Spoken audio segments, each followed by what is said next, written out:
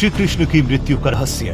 दोस्तों, महाभारत के 18वें पर्वों में से एक मौसल पर्व में बताया गया है कि महाभारत का युद्ध समाप्त हो जाने के बाद और अपने 100 पुत्रों को खोने के बाद गांधारी बहुत दुखी होकर बैठी थी। थोड़ी देर में उनसे मिलने भगवान श्री कृष्ण आए। उनको देखते ही गांधारी का क्रोध और बढ़ गया और वो चिल्लाते हुए श्री कृष्ण से कहने लगी, इस महायुद्ध के जिम्मेदार सिर्फ तुम हो। अगर तुम चाहते तो ये युद्ध टल सकता था।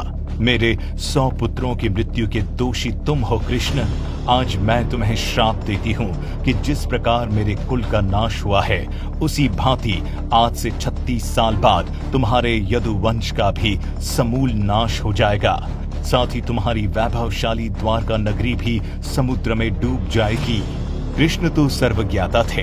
वो जान गए कि गांधारी बहुत बड़ी शिव भक्त है। उनके द्वारा बोली गई ये बात जरूर सच होगी, इसीलिए वो चुपचाप वहां से कुछ बोले चली गई। दोस्तों, गांधारी के श्राप के अलावा दुर्वासा ने भी श्री कृष्ण पुत्र सांब द्वारा उनका उपहास उड़ाए जाने पर भी यदुवंश के नाश का श्राप दिया था।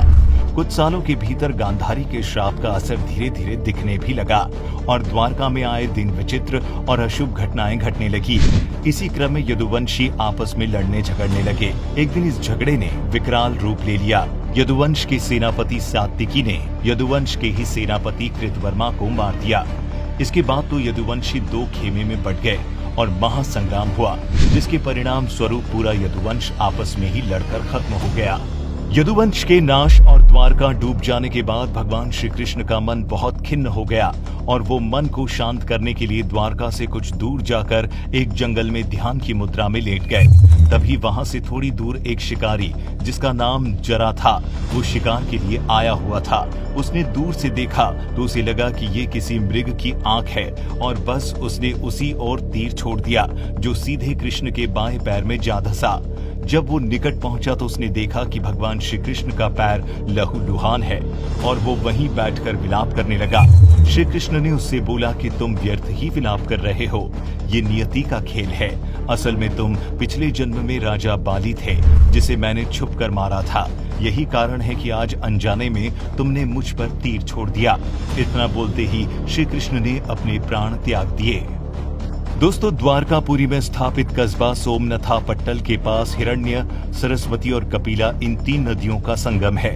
इस संगम के पास त्रिवेणी के घाट पर पांडवों ने भगवान श्री कृष्ण जी का अंतिम संस्कार पूरे विधि विधान से कर दिया। आज भी यहाँ उनके पद चिन्ह बने हुए हैं। ये तीर्थ गोकुल धाम से भी विख्यात है। शिकारी ने जिस जगह से तीर मारा था, उस जगह आपको 3 शिवलिंग भी नजर आएंगे। मान्यता के अनुसार वो शिवलिंग स्वयं से प्रकट हुए हैं। श्री कृष्ण के शरीर त्यागते ही द्वापर युग का अंत भी हो जाता है और कलयुग का प्रारंभ। तो दोस्तों, ये था भगवान श्री कृष्ण की मृत्यु का पूरा रहस्य। यदि इससे जुड़ा कोई और भी प्रश्न आपके मन में है तो हमें नीचे कमेंट करके जरूर बताएं।